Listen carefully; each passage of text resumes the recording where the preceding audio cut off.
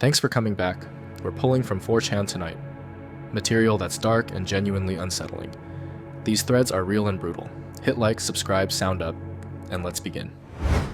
The tower sits at 5,800 feet on a ridge in the Fremont Winema, and on a clear night you can see maybe 40 miles in every direction. Most of what you see is nothing. That's the job. You sit, you scan, you log, you drink instant coffee that tastes like burnt cardboard, and you hope the radio stays quiet. I was 3 weeks into a fill-in rotation that July. The regular guy on that tower had knee surgery, and they needed a warm body who wouldn't lose his mind up there alone. I'd done fire lookout work in Idaho before, so I got the call. 14 days on, 4 days off, no cell service, a single band radio, a sat phone for emergencies, and a set of Steiner binoculars that were older than me.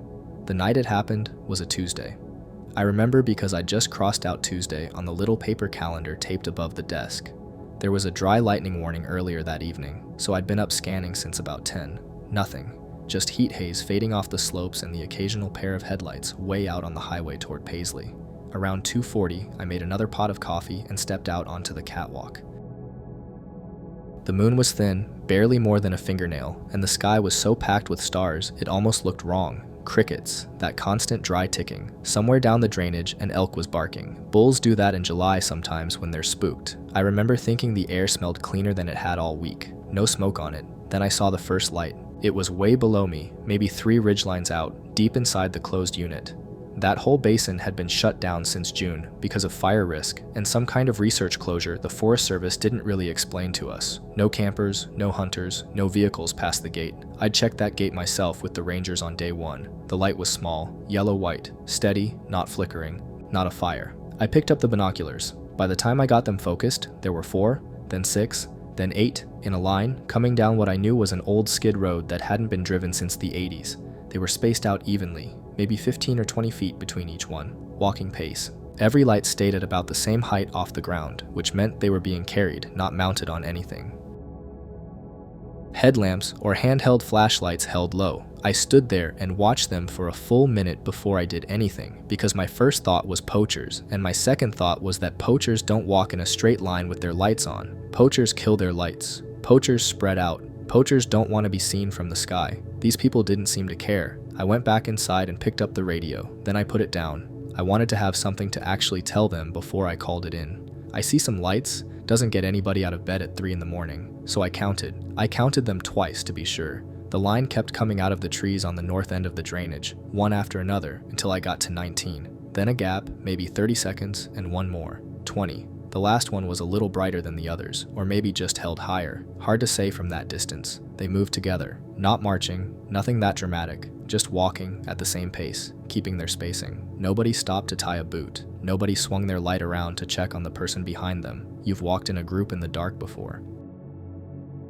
People chat, people fall behind, people wave their lights at bugs. These didn't do any of that. They kept going for about 20 minutes. I watched the whole thing through the Steiners with my elbows on the desk, sipping coffee I couldn't taste anymore. Then, at what I later measured on the topo as a small flat clearing near a seasonal creek, all 20 lights stopped. They didn't cluster, they stayed spaced out, a rough oval from what I could tell, and then most of them went off, not all at once, in sequence, going around the ring, one at a time, like somebody clicking off a string of Christmas lights. 2 stayed on in the middle. Those 2 didn't move for the next 58 minutes. I timed it. I got on the sat phone about 20 minutes in, called the district office, got a very tired dispatcher named Karen who told me she'd try to raise a ranger, but the closest one on shift was over by Silver Lake, so it would be a while.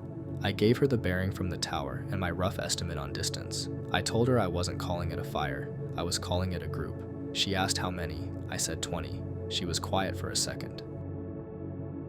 Then she said, 20 people, at 3 in the morning, in the closure? Yeah. Okay, stay on the tower, don't do anything. I wasn't going to. It was a 2-hour hike in daylight to get anywhere near that basin, and I don't carry a firearm on lookout. At 3:47, the 2 lights in the middle went out. A few seconds later, the ring reversed. Same sequence, other direction.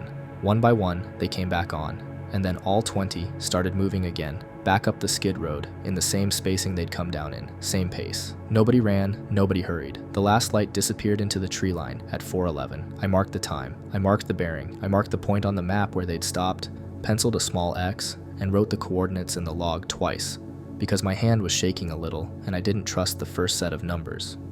Then I sat there until the sky started turning gray behind the winter rim, and I didn't go back out on the catwalk once. Rangers got in there around 10 the next morning. I stayed on the radio with them. When they hit the clearing, one of them keyed the mic and said, "Yeah, we've got something." That was it for a while. Then, later, "You're gonna want to send somebody else out here." They found freshly turned earth, a shallow pit, roughly circular, ringed with stones that had clearly been placed with care, signs of a small fire in the center, still warm underneath, and, arranged around the pit, a set of what one ranger described over the radio as objects. He wouldn't say more on an open channel. The anthropologist who came out later, a woman from the university in Eugene, told the district supervisor it was a ritual burial site, domestic animals, dogs mostly, some cats. She said the site had been used, based on soil layers and decomposition, for at least 4 years, probably longer. Multiple burials at multiple depths. The stones and the objects around them followed a pattern she said she'd seen written about, but never seen in person out here. I never got a straight answer on what the pattern was. I asked twice. The second time the supervisor just said, "Better if you don't." They couldn't identify the group. 20 is a lot of people. In a county with maybe 18,000 residents spread across half the size of Belgium, 20 adults who all know each other and can keep their mouths shut is not that big a number, but it's not a small one either. No tire tracks at the trailhead, no trash, no cigarette butts. Whoever they were, they hiked in from somewhere else and hiked out clean. The closure got extended. A camera got put on a tree near the clearing. As far as I know, in the 2 summers since, nothing has come back through on that camera. I finished my rotation. I've done 2 more since, both at other towers, and I've watched a lot of dark forest through those old Steiners. I've never seen anything like that again, but I think about the last light in the line, the one that came 30 seconds behind the others, the one that was a little brighter. I think about how it was the last to arrive and the last to leave, and when the ring lit back up in reverse, that light came on first. We started walking the loop around our block back in March, when Mia was 3 months old and finally sleeping enough that I could leave the house without looking dead on my feet. Same route every day. Out our door on Ashwood, right on Sycamore, past the little strip with the HEB and the taqueria, cut through the park, come back the long way. 40 minutes with the stroller. That was our thing. I first noticed the woman on the second Tuesday of April. I remember because Ryan had left for a work trip that morning, and I was already in that low-grade weird mood you get when the house is suddenly yours alone with a baby. She was standing near the mailboxes at the end of Sycamore, mid-30s, dark hair pulled back, gray hoodie, jeans, sneakers.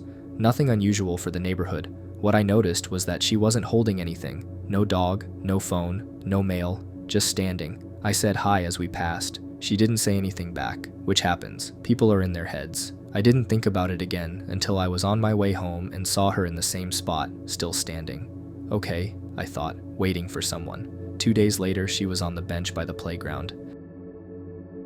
I clocked her because Mia was fussing, and I stopped to fix the sun cover, and when I looked up, she was already looking at us. Not at me, at the stroller. She glanced away fast when I met her eyes. Alright, weird, but people look at babies. Old ladies look at babies. Everyone looks at babies. I kept walking, except I did something I hadn't planned. I cut the loop short and went back a different way, up Oak Haven, which adds maybe 7 minutes and a hill. When I got to the corner where Oak Haven meets our street, she was walking toward me from the other direction. Same gray hoodie, same pace as mine. She hadn't been running, she'd just gotten there. That's when the thing in my chest woke up. I got inside and locked the door and stood in the hallway with the stroller like an idiot. Mia was asleep, the AC clicked on. I told myself I was being paranoid. First time alone with the baby, husband gone, of course my brain was making shapes. I texted Ryan, just, "Some woman keeps popping up on my walks LOL. He wrote back, "Probably lives around there. Take a pic next time if she's actually following you." That was the sensible answer. It was the answer I would have given someone else. The next morning I skipped the walk, sat on the couch and watched Mia try to get her fingers into her own mouth. By 2 in the afternoon I felt worse than if I'd just gone, so we went. I decided if I saw her I'd handle it. Say hello properly, do the neighborly thing. Nothing on Sycamore, nothing by the mailboxes. Got through the park. I felt the tension coming out of my shoulders around my new 20, and I stopped at the little grocery on Beacon to grab a Topo Chico and some limes, because Ryan was flying in that night and I wanted to make him tacos. Left the stroller in the vestibule between the 2 sets of doors. You could see it from inside. It's that kind of store. Everyone does it. Paid, walked back out, and she was on the sidewalk about 15 feet away, facing the entrance. Not moving, just facing it. I froze with the door half open. She wasn't looking at me, she was looking through the glass at the stroller. When she saw me, she turned and walked away. not fast, not slow, just left. Turned the corner onto Ashwood, my street, and was gone. I called Ryan from the parking lot. I was trying to keep my voice steady, and I heard myself sound crazy anyway. He said, "Call the non-emergency line." I said, "And tell them what?" "A woman in a hoodie walks around the neighborhood." He said, "Fair point." He said, "Come home, lock up. I'll be there by 9. I did not sleep well. We talked about it the next morning. He wanted me to stay in. I said if I stayed in today, I'd stay in tomorrow and next week, and I'd turn into one of those people who never leaves the house. He said, "Okay, but take the loop with Rachel next door." Rachel couldn't. She had a call. So I went alone, and I decided, if I see her, I turn around and walk right at her, because 3 days of this was enough. I saw her at the corner of Sycamore and Elm. She was across the street, standing under one of those crepe myrtles that were just starting to bud out. She had a plastic grocery bag in one hand, hanging light off her fingers like it was empty. I stopped the stroller, turned it so it was behind me, and I walked across the street toward her. She didn't run. That was the part that broke something in me. I'd built this whole thing up in my head where she'd bolt or come at me, and either way I'd know. She just stood there, and when I got close, I could see she'd been crying already. Before I said anything, her eyes were pink and swollen. I said, "Why are you following me?" I couldn't get my voice up at the end. It came out flat. She looked at the stroller. She looked at me. Her mouth did that thing where you're trying to hold it shut, and it won't stay shut. And then she just started crying. Full crying. Standing on the sidewalk under a tree in the middle of the afternoon. I didn't know what to do. I put my hand on the stroller handle and I waited. She said, "I'm so sorry. I'm so sorry. I'm so sorry." She said it maybe 6 times. Then she said her daughter's name. I won't put it here. She said her daughter had been 4 months old. It happened in January. She didn't say how, and I didn't ask. She said she'd seen me and Mia one morning from her kitchen window, and she'd come outside. She didn't know why. Then she'd done it again the next day, and the next. She said, "I just wanted to look at her. I wasn't going to touch her. I wasn't going to take her. I know how this looks." I know how this looks. I stood there on the sidewalk in April with my 3-month-old asleep behind me and watched a woman I'd been terrified of for 4 days fall apart because her baby was dead and mine wasn't. I didn't hug her. I want to say I did. I didn't. I said, "I'm sorry." That was all. I said it once. She nodded like she'd heard me, and she wiped her face with the back of her wrist, and she walked away up Elm, and I watched her go until she turned the corner. I went home, locked the door, sat on the floor next to the stroller, and watched Mia breathe for a long time. I never saw her again. I looked for her sometimes. I don't know if she moved or just stopped coming outside. I hope she's okay. I don't know what okay would even look like for her. Ryan asked me later what I would have done if she'd said something else, if she'd been someone else. I don't have a good answer for that. Back in April 2020, I was working nights at a pharmaceutical distribution warehouse off Shadeland Avenue in Indianapolis. Everyone else was locked down. I was clocking in at 10 p.m. and driving home through streets so empty you could hear your own engine. The place was a big beige box, about 400,000 square feet, with the interesting stuff behind a cage section we called the vault. Schedule 2 and 3 controlled substances, opioids, mostly. The kind of inventory that has its own paperwork and its own cameras.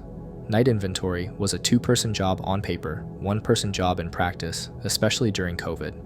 My partner Reggie was out with a fever 3 shifts in a row. Management said finish what I could, so I was in there alone with a scanner and the hum of the fluorescents. The job was quiet. You'd scan a bin, count the boxes, tap the number into the handheld, move on. 6 hours of that, and your brain went somewhere else. The thing I noticed first was the damage log. Every warehouse has a damage line.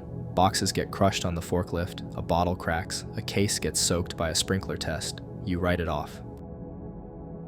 In a normal month, our whole facility might damage out maybe $2,000–$3,000 of product. Rounding error. That week I was pulling the weekly reconciliation, which was Reggie's job. But again, Reggie was sick. The damage column for one category, hydrocodone combination products, was showing almost $40,000 written off in 9 days. I figured it was a typo. Somebody hit an extra 0, so I went to the physical bins to compare. The bins matched the paperwork. Whatever the system said we had, that's what was on the shelf. Neat. Nothing out of place, which was strange, because on the reconciliation summary, the system showed a different number than the paperwork, about 60 bottles higher. I stood there in that cold aisle for a minute just staring at the handheld. The cage is kept at 68 degrees, and after a few hours in there, your fingers get stiff. I was rubbing them together, reading the screen, reading it again. The physical count matched the pick sheet. The pick sheet matched what the software said an hour ago when I printed it, but the live system, the one that talks to corporate, had a higher number.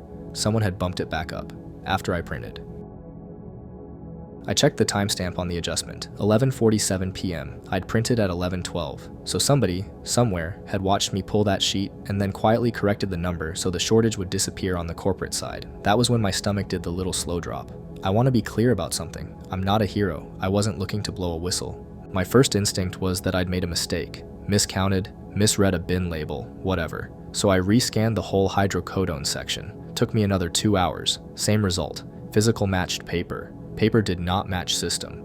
The system kept quietly climbing back up to where the damage write-offs had never happened. I finished my shift, went home, slept badly. The next night, I came in with a plan. Instead of printing at the start of shift, I printed the audit history, every adjustment made to controlled inventory for the last 6 months. That's a report we're technically allowed to run, but nobody ever does, because it spits out about 100 pages, and it's boring as hell. I sat in the break room with a cup of vending machine coffee and read it.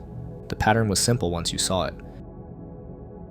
The damage line for hydrocodone products spiked every Tuesday and Thursday, always in overnight hours, always in amounts that looked reasonable individually, $300 here, $500 there, but added up to real money over a month. And then, always a day or two later, the physical count would get corrected back up, so the shelf and the paperwork always matched.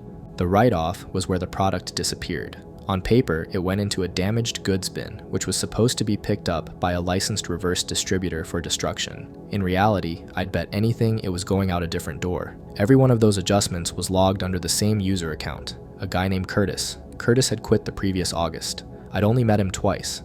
Quiet guy, wore a Colts hat everywhere, drove a beat-up green Tacoma. His farewell email was still pinned to the fridge in the break room because nobody ever cleaned that fridge. His account was still active, still had full right access to controlled substance records. 8 months after he left, that's when I actually got scared, not in the movie way. In the way where you sit very still and try to think about how many people would have to know. Somebody in IT had to know the account was still open. Somebody in compliance had to be skipping the quarterly account audits or falsifying them. Somebody on the floor had to be physically moving product to the write-off area and then somewhere else. Somebody had to be logging in as Curtis. And whoever was doing the live adjustments at 11:47 at night was in the building or in the system while I was working, watching what I printed. I looked up at the corner of the break room where the camera dome was. I don't know what I expected to see, just a black plastic bubble. I finished my shift like normal, scanned bins, counted boxes, tapped numbers. Before I clocked out, I ran the audit log one more time, but I sent it to the print queue in the receiving office, not the one near the cage. I folded the pages small and put them in the inside pocket of my jacket. I stopped at a 24-hour Kroger on the way home and paid cash for a cheap folder. I put it in a plastic tub in my crawl space under some old Christmas lights. I told my wife I'd had a weird night. I didn't tell her more than that. The next morning, I called the corporate ethics line. It rings to a service in Ohio. I said I wanted to report a possible inventory issue and asked how the reporter's identity was protected. The woman on the phone was pleasant. She took my name, my badge number, my department. She said someone would be in touch within 48 hours. 3 days later, my supervisor called me into his office and said they were moving me to day shift at the smaller site out in Plainfield. He used the word optimization. He didn't quite look at me. He looked at a spot about 2 inches to the left of my head. He said it was a great opportunity. I said thank you. I worked that new shift for 4 weeks. Then I put in my 2 weeks. I said family reasons, which was true enough. My kid was starting kindergarten in the fall and I wanted to be home evenings. I mailed a copy of the audit log to a P.O. box address for the DEA field office in Merrillville. No note, no return address, just the pages, a highlighter mark on the Curtis account entries, and the reconciliation summaries with the 2 different numbers circled. For a long time, nothing happened from my end. I kept waiting for a knock on the door from either direction. Nobody came. About a year later, I saw the company's name in the local news, not for what I'd sent. Something else, some FDA inspection issue at a different site. But once the inspectors were in, they were in. A few months after that, the news mentioned diverted controlled substances at the Indianapolis facility going back several years. I never saw Curtis's name in any article. I don't think Curtis had anything to do with it. I think Curtis was just a name on a badge that somebody in the office kept alive because dead men don't ask questions, and neither do quiet guys who moved to Kentucky. I still work in logistics. Different industry now. When I train new hires, I tell them the same thing. If the numbers match too neatly, that's when you look.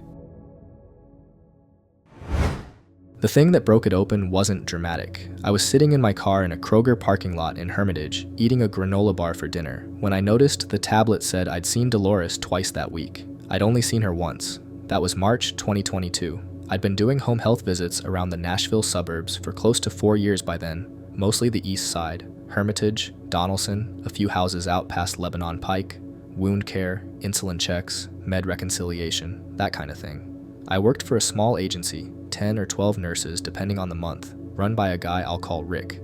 He wore a lot of Titans polos and called everybody kiddo, even the older nurses. I didn't love him, but he was fine. Dolores was one of my regulars, 82, sweet lady, lived in a beige, split-level, off Old Hickory, with a screened porch that smelled like cigarettes and lavender, diabetic, congestive heart failure, the usual mix. Her son lived in Chattanooga and called her every Sunday. I saw her Mondays, just Mondays. So when the tablet showed a Thursday visit that I hadn't done, my first thought was that I'd fat-fingered something. I do notes fast, especially at the end of the day when I'm tired and my back hurts and I just want to close the truck and drive home. Easy to click the wrong patient. Easy to submit twice by accident. I finished the granola bar, drove home, forgot about it. 2 weeks later, I opened the tablet at Dolores's kitchen table and pulled up her chart to check her last A1C. There was a visit from the previous Saturday, timed at 2:47 p.m., signed off with my login, 45 minutes, charted vitals, wound assessment on a heel ulcer she doesn't have, and a note that read, patient tolerated procedure, well, no acute concerns. I hadn't been in Hermitage that Saturday. I'd been at my mom's in Clarksville. I remember because we watched a bad movie about a dog. I didn't say anything to Dolores. She was in her recliner working on a word search, wearing a housecoat that had gone thin at the elbows. I did her real visit, filed my real note, and drove out to the MAPCO on Central Pike. Sat in the parking lot. Pulled up my visit history for the last month. 3 visits I hadn't done. All Dolores. All signed with my credentials. Okay, so somebody's messing up in the system, I thought. Somebody merged a chart or copied a template wrong. I called the agency, got the office manager, a woman named Beth who was always chewing something. I told her I was seeing duplicate visits on one of my patients and could she pull the audit log. She said she'd check with Rick and get back to me. She didn't get back to me. I waited 3 days and asked again. Rick himself called this time. Warm voice. Kiddo this and kiddo that. He said the system had been glitching since the last update. Said IT was on it. Said not to worry, he'd have Beth clean it up on the back end. Something about the way he said the back end made me put my keys down on the counter and just stand there for a minute. I didn't argue with him. I said thanks, hung up, and that night I sat on my couch with my laptop and my personal calendar and every text message I'd sent my husband about where I was and when. I went back 3 months. Every single one of my visits, I had a corresponding text or a gas receipt or a note in my paper planner. I still keep a paper planner. My mother-in-law gave me one in 2018 and I never stopped. I cross-referenced everything against the tablet history I could still pull up. 14 visits over 3 months that I did not do, all Dolores, all billed, all signed with my credentials. I sat there on the couch with the laptop on my knees, and I could hear the ice maker in the kitchen kick on, and it sounded, for one weird second, like somebody clearing their throat in the other room. I got up and checked. Nothing. Obviously, nothing. Here's the thing. I'm not a person who makes waves. I grew up in a house where you kept your head down and finished your dinner. My first instinct was to email Rick and give him a chance to explain. My second instinct, about 10 seconds later, was that Rick was exactly who I shouldn't email. Because for Rick to not know about 14 fake visits over 3 months, he'd have to be actively not looking, and Rick looked at billing every single week. He printed the summaries out. He carried them around the office in a manila folder like it was 1994. I didn't tell anyone at the agency, not Beth, not Tasha, who I'd been eating lunch with on Wednesdays for 2 years. I called Dolores's insurance directly. It took me a whole evening to find the right number. Medicare Advantage plan, one of the big ones, headquartered somewhere in Kentucky. I got routed through 4 people before I landed on a woman in the fraud unit who actually listened. I told her what I had. She asked if I could send documentation. I sent everything. Screenshots, my planner scans, the text threads with the personal parts blurred out. She called me back the next morning at 7:14 a.m. I remember the time because I was pouring coffee and I spilled it on the counter when the phone rang. She said, "We're opening a formal investigation. Please don't discuss this with anyone at your agency. Continue your normal schedule." Continue your normal schedule. That was the hardest part. 6 more weeks of driving out to Dolores's house on Mondays, sitting at her kitchen table under the fluorescent light over the sink, listening to her tell me about her son and the beagle he'd just gotten, a dog named Peanut. 6 more weeks of walking into the agency office on Fridays for staff meetings and saying, "Hey Rick," in a voice I hoped sounded normal. He never seemed off. That was the part that got me. He brought donuts. He asked about my husband's back surgery.